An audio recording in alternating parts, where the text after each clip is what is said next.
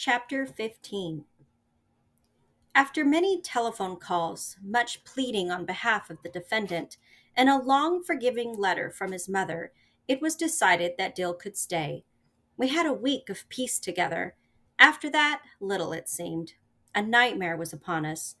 It began one evening after supper. Dill was over. Aunt Alexandra was in her chair in the corner. Atticus was in his.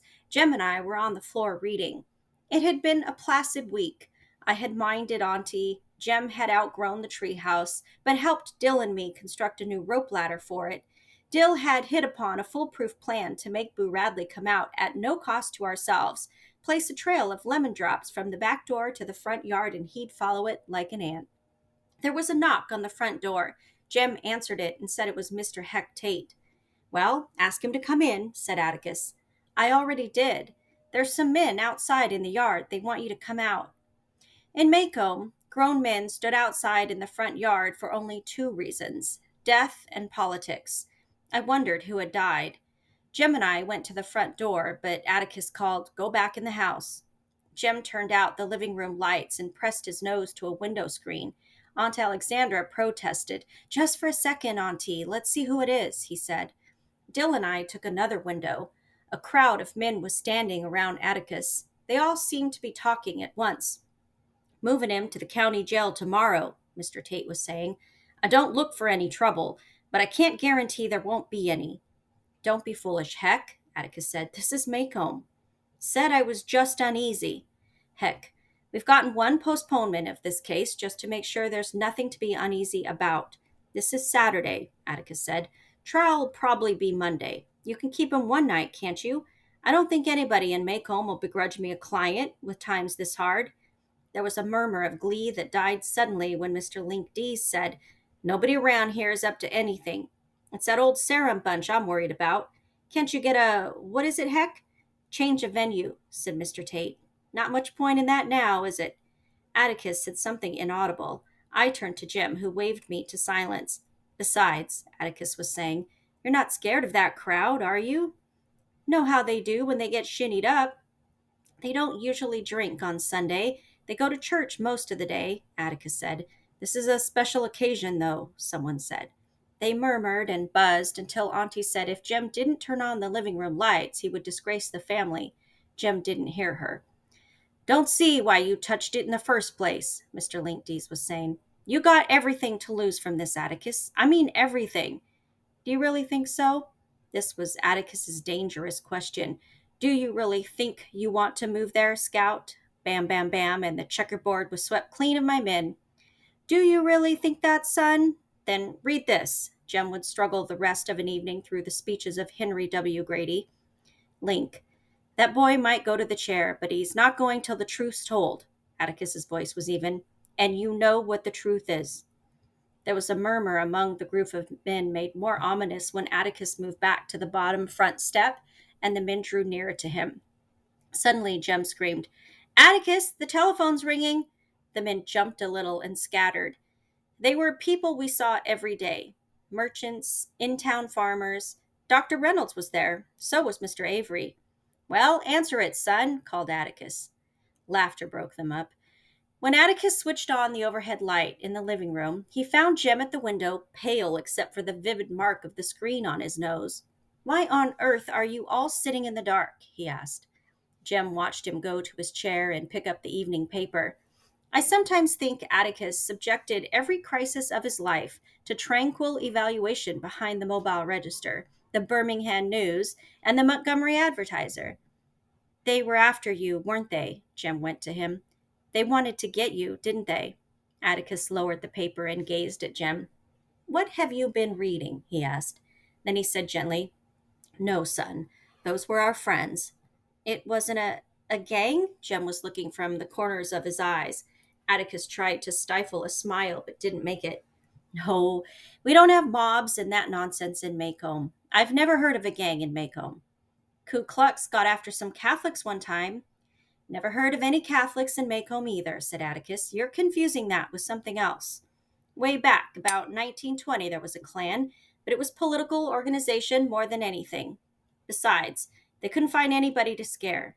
They paraded by Mr. Sam Levy's house one night, but Sam just stood on his porch and told him things had come to a pretty pass. He'd sold him the very sheets on their backs. Sam made them so ashamed of themselves they went away. The Levi family met all criteria for being fine folks. They did the best they could with the sense they had, and they had been living on the same plot of ground in Maycomb for 5 generations. The Ku Klux is gone, said Atticus. It'll never come back. I walked home with Dill and returned in time to overhear Atticus saying to Auntie, "In favor of Southern womanhood as much as anybody, but not for preserving polite fiction at the expense of human life," a pronouncement that made me suspect they had been fussing again. I sought Jem and found him in his room, on the bed deep in thought.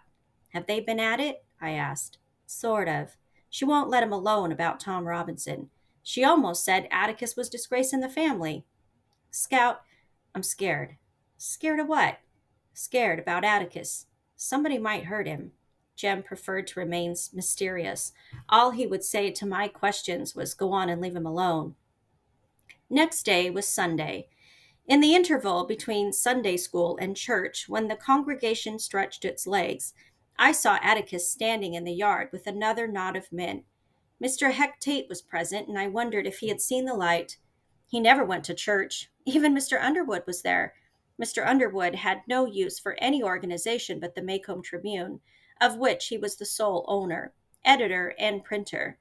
His days were spent at his linotype, where he refreshed himself occasionally from the ever-present gallon jug of cherry wine. He rarely gathered news. People brought it to him. It was said that he made up every edition of the Maycomb Tribune out of his own head and wrote it down on the linotype. This was believable.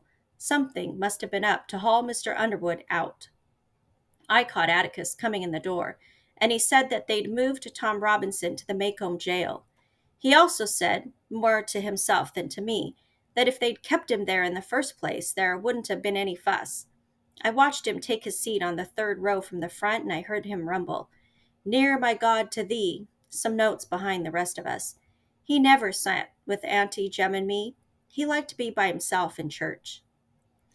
The fake peace that prevailed on Sundays was made more irritating by Aunt Alexandra's presence. Atticus would flee to his office directly after dinner, where if we sometimes looked in on him, we would find him sitting back in his swivel chair reading. Aunt Alexandra composed herself for a 2-hour nap and dared us to make any noise in the yard. The neighborhood was resting. Jem, in his old age, had taken to his room with a stack of football magazines. So Dill and I spent our Sundays creeping around in Deer's pasture. Shooting on Sundays was prohibited, so Dill and I kicked Jem's football around the pasture for a while, which was no fun. Dill asked if I'd like to have a poke at Boo Radley. I said I didn't think it'd be nice to bother him, and spent the rest of the afternoon filling Dill in on winter's events. He was considerably impressed. We parted at supper time, and after our meal, Jem and I were settling down to a routine evening when Atticus did something that interested us. He came into the living room carrying a long electrical extension cord. There was a light bulb on the end. "I'm going out for a while," he said. "You folks will be in bed when I come back, so I'll say good night now." With that, he put his hat on and went out the back door. "He's taken the car," said Jem. Our father had a few peculiarities. One was, he never ate desserts. Another was that he liked to walk. As far back as I could remember, there was always a Chevrolet in excellent condition in the car house, and Atticus put many miles on it on business trips. But in Maycomb, he walked to and from his office 4 times a day, covering about 2 miles. He said his only exercise was walking. In Maycomb, if one went for a walk with no definite purpose in mind, it was correct to believe one's mind incapable of definite purpose. Later on, I bade my aunt and brother good night, and was well into a book when I heard Jem rattling around in his room. His go-to-bed noises were so familiar to me that I knocked on his door. "Why ain't you going to bed?" "I'm going downtown for a while." He was changing his pants. "Why? It's almost 10 o'clock, Jem." He knew it, but he was going anyway. "Then I'm going with you. If you say no, you're not. I'm going anyway. Here?" Jem saw that he would have to fight me to keep me home, and I suppose he thought a fight would antagonize Auntie, so he gave in with little grace. I dressed quickly. We waited until Auntie's light went out, and we walked quietly down the back steps. There was no moon tonight. Dill'll want to come, I whispered. So he will, said Jem gloomily. We leaped over the driveway wall, cut through Miss Rachel's side yard, and went to Dill's window. Jem whistled Bob White. Dill's face appeared at the screen, disappeared, and 5 minutes later he unhooked the screen and crawled out. An old campaigner, he did not speak until we were on the sidewalk. What's up? Jem's got the look-arounds. An affliction Calpurnia said all boys caught at his age. I've just got this feeling, Jem said. Just this feeling. We went by Mrs. DeBose's house, standing empty and shuttered, her camellias grown up in weeds and Johnson grass. There were 8 more houses to the post office corner. The south side of the square was deserted. Giant monkey puzzle bushes bristled on each corner, and between them an iron hitching rail glistened under the streetlights. A light shone in the county toilet, otherwise, that side of the courthouse was dark. A larger square of stores surrounded the courthouse square. Dim lights burned from deep within them. Atticus's office was in the courthouse when he began his law practice, but after several years of it, he moved to quieter quarters in the Maycomb Bank building.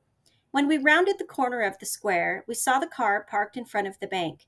He's in there, said Jem. But he wasn't. His office was reached by a long hallway. Looking down the hall, we should have seen Atticus Finch, attorney at law, in small, sober letters against the light from behind the door. It was dark. Jem peered in the bank door to make sure. He turned the knob. The door was locked. Let's go up the street. Maybe he's visiting Mr. Underwood. Mr. Underwood not only ran the Maycomb Tribune office, he lived in it. That is, above it. He covered the courthouse and jailhouse news simply by looking out his upstairs window. The office building was on the northwest corner of the square, and to reach it we had to pass the jail. The Maycomb jail was the most venerable and hideous of the county's buildings. Atticus said it was like something cousin Joshua St. Clair might have designed. It was certainly someone's dream. Starkly out of place in a town of square-faced stores and steep-roofed houses, the Maycomb jail was a miniature Gothic joke, 1 cell wide and 2 cells high, complete with tiny battlements and flying buttresses. Its fantasy was heightened by its red brick facade and the thick steel bars at its ecclesiastical windows. It stood on no one lonely hill, but was wedged between Tyndall's hardware store and the Maycomb Tribune office. The jail was Maycomb's only conversation piece. Its detractors said it looked like a Victorian privy.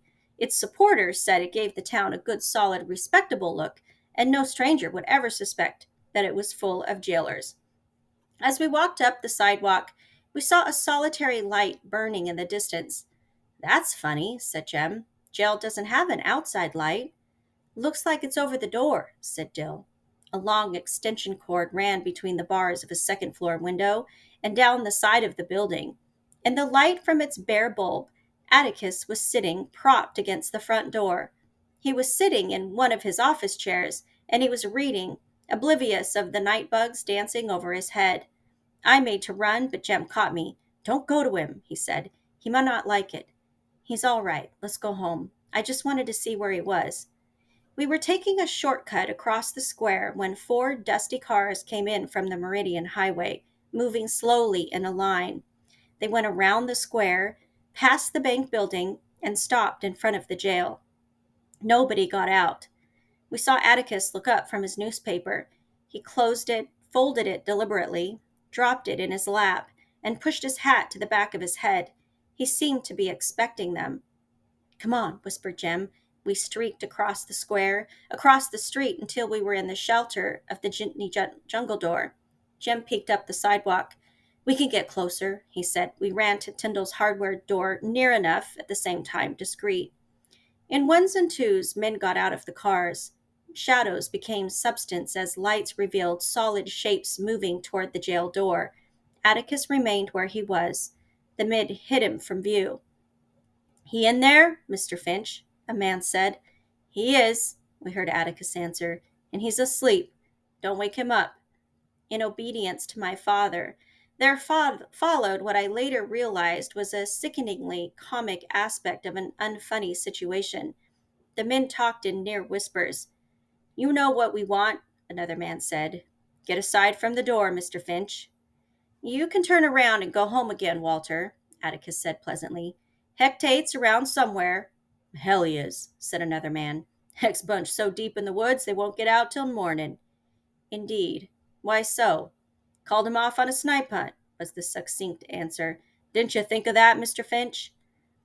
Thought about it, but didn't believe it. Well, then, my father's voice was still the same. That changes things, doesn't it? It do, another deep voice said. Its owner was a shadow. Do you really think so? This was the second time I heard Atticus ask that question in just 2 days, and it meant somebody's man would get jumped. This was too good to miss. I broke away from Jem and ran as fast as I could to Atticus. Jem shrieked and tried to catch me, but I had a lead on him and Dill. I pushed my way through dark, smelly bodies and burst into the circle of light. Hey, Atticus! I thought he would have a fine surprise, but his face killed my joy. A flash of plain fear was going out of his eyes, but returned when Dill and Jem wriggled into the light. There was a smell of stale whiskey and pigpen about, and when I glanced around, I discovered that these men were strangers. They were not the people I saw last night. Hot embarrassment shot through me. I had leaped triumphantly into a ring of people I had never seen before. Atticus got up from his chair, but he was moving slowly, like an old man. He put the newspaper down very carefully, adjusting its creases with lingering fingers. They were trembling a little. Go home, Jem, he said. Take Scout and Dill home. We were accustomed to prompt, if not always cheerful acquiescence to Atticus's instructions, but from the way he stood, Jem was not thinking of budging. Go home, I said. Jem shook his head. As Atticus's fists went to his hips, so did Jem's, and as they faced each other, I could see little resemblance between them. Jem's soft brown hair and eyes, his oval face and snug-fitting ears were our mother's, contrasting oddly with Atticus's graying black hair and square-cut features. But they were somehow alike. Mutual defiance made them alike. Son, I said, go home. Jem shook his head. I'll send him home, a burly man said, and grabbed Jem roughly by the collar. He yanked Jem nearly off his feet. Don't you touch him, I kicked the man swiftly. Barefooted, I was surprised to see him fall back in real pain. I intended to kick his shin, but aimed too high. That'll do, Scout. Atticus put his hand on my shoulder. Don't kick folks. No, he said as I was pleading justification. Ain't nobody gonna do Jem that way, I said. All right, Mr. Finch, get him out of here, someone growled. You got 15 seconds to get him out of here. In the midst of this strange assembly, Atticus stood trying to make Jem mind him. I ain't going was his steady answer to Atticus's threats, requests, and finally, please, Jem, take them home. I was getting a bit tired of that, but felt Jem had his own reasons for doing as he did, in view of his prospects once Atticus did get him home. I looked around the crowd. It was a summer's night, but the men were dressed, most of them, in overalls and denim shirts buttoned up to the collars. I thought they must be cold-natured, as their sleeves were unrolled and buttoned at the cuffs. Some wore hats pulled firmly down over their ears. They were sullen-looking, sleepy-eyed men who seemed unused to late hours. I sought once more for a familiar face, and at the center of the semicircle I found one. Hey, Mr. Cunningham. The man did not hear me, it seemed. Hey, Mr. Cunningham, how's your entailment getting along? Mr. Walter Cunningham's legal affairs were well known to me. Atticus had once described them at length. The big man blinked and hooked his thumbs in his overall straps. He seemed uncomfortable. He cleared his throat and looked away. My friendly overture had fallen flat. Mr. Cunningham wore no hat, and the top half of his forehead was white in contrast to his sun-scorched face, which led me to believe that he wore one most days. He shifted his feet, clad in heavy work shoes. Don't you remember me, Mr. Cunningham? I'm Jean Louise Finch. You brought us some hickory nuts one time, remember? I began to sense the futility one feels when unacknowledged by a chance acquaintance. I go to school with Walter, I began again. He's your boy, ain't he? Ain't he, sir? Mr. Cunningham was moved to a faint nod. He did know me, after all. He's in my grade, I said, and he does right well. He's a good boy, I added, a real nice boy. We brought him home for dinner one time. Maybe he told you about me. I beat him up one time, but he was real nice about it. Tell him hey for me, won't you? Atticus had said it was the polite thing to talk to people about what they were interested in, not about what you were interested in. Mr. Cunningham displayed no interest in his son. So I tackled his entailment once more in a last-ditch effort to make him feel at home. Entailments are bad, I was advising him when I slowly awoke to the fact that I was addressing the entire aggregation. The men were all looking at me. Some had their mouths half open. Atticus had stopped poking at Jem. They were standing together beside Dill. Their attention amounted to fascination. Atticus's mouth even was half open, an attitude he had once described as uncouth. Our eyes met and he shut it. Well, Atticus, I was just saying to Mr. Cunningham that entailments are bad and all that, but you said not to worry. It takes a long time sometimes, that you all ride it out together. I was slowly drying up, wondering what idiocy I had committed. Entailment seemed all right enough for living room talk. I began to feel sweat gathering at the edges of my hair. I could stand anything but a bunch of people looking at me. They were quite still. "What's the matter?" I asked. Atticus said nothing. I looked around and up at Mr. Cunningham, whose face was equally impassive. Then he did a peculiar thing. He squatted down and took me by both shoulders. "I'll tell him you said hey, little lady," he said. Then he straightened up and waved a big paw. "Let's clear out," he called. "Let's get going, boys."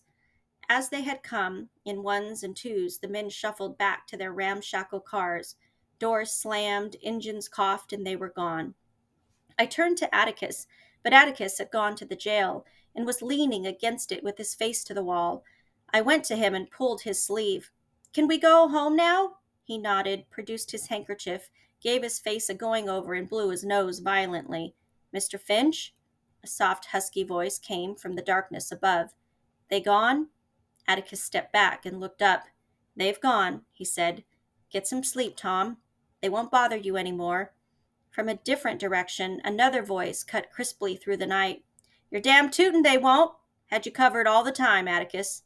Mr. Underwood and a double-barreled shotgun were leaning out of his window above the Maycomb Tribune office. It was long past my bedtime, and I was growing quite tired. It seemed that Atticus and Mr. Underwood would talk for the rest of the night, Mr. Underwood out the window and Atticus up at him. Finally, Atticus returned, switched off the light above the jail door, and picked up his chair. "Can I carry it for you, Mr. Finch?" asked Dill. He had not said a word the whole time. "Why, thank you, son." Walking toward the office, Dill and I fell into step behind Atticus and Jem. Dill was encumbered by the chair, and his pace was slower. Atticus and Jem were well ahead of us, and I assumed that Atticus was giving him hell for not going home, but I was wrong. As they passed under a streetlight, Atticus reached out and massaged Jem's hair, his one gesture of affection.